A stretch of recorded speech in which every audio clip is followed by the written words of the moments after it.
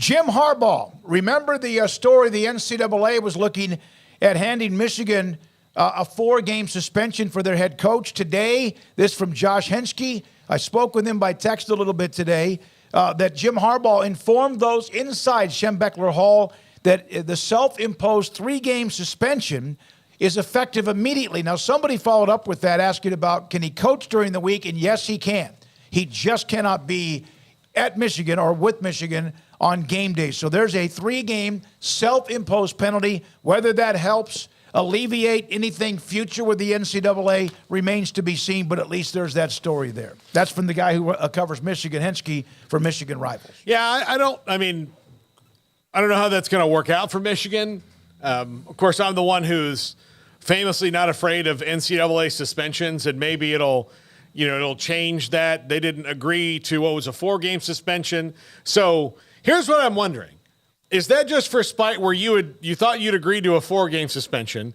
The Committee on Infractions didn't agree to the terms of that. So then you said, we'll just do our own, but we're only going to do 3. So that shows you, Committee on Infractions. Yeah. I don't think it shows them anything, because if you're really that big and bad, you wouldn't even impose 3. Yeah. Why are you imposing 3 if you're not worried about it? I think there is clearly a concern, and as much as we want to, push the NCAA to the side in our minds and say they can't do anything, clearly they have some sway still. And yes, they can still do some things. Now, you can try and fight it, but, I think we've still seen people choosing and picking their battles, right? I mean, not everybody's just like, we're going to Penn State this thing and tell you, screw yourself, and we're going to fight it. Like, Penn State was the last time that's happened, too, to the best of my knowledge. Maybe there's been a case in between that. North Carolina. Okay, North Carolina.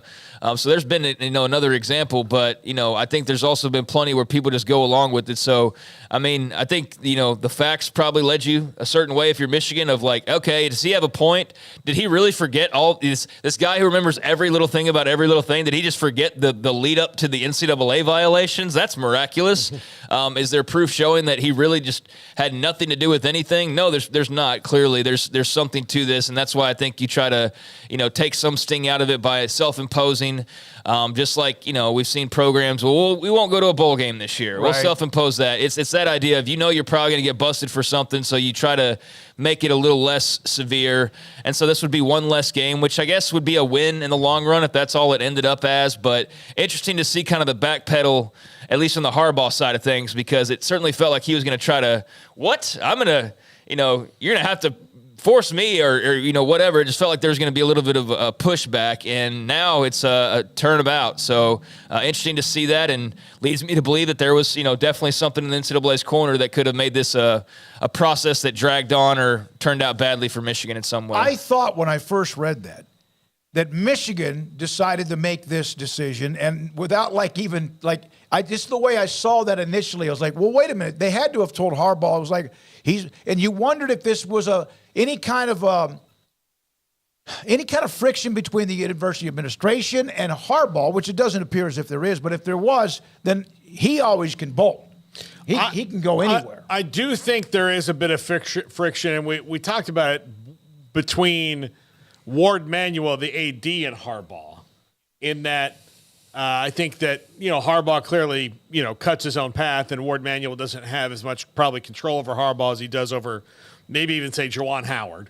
But they've had a lot of problems at Michigan with stuff like this over the last couple of years.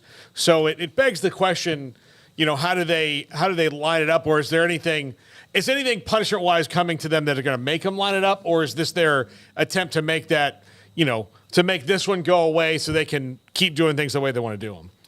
You're right, but they have had some issues that they've had to deal with in the athletic department and the university.